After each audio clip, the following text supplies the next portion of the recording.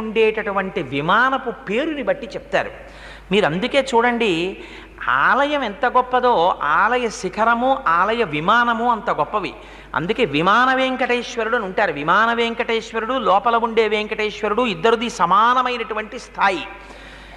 విమాన వెంకటేశ్వరుడి చుట్టూ పల్లకి వస్తే స్వామి ఒక్కసారి అక్కడ ఆగుతారు.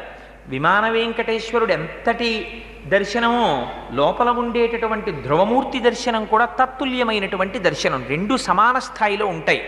అందుకే విమానానికి పేరుంటుంది. మీరు తిరుమల వెడితే తిరుమలలో ఉండేటటువంటి విమానం, విమానం అంటే గర్భాలయం మీద ఉండేటటువంటి గోపురం, ఆ విమానమునకు ఆనంద నిలయము అని పేరు.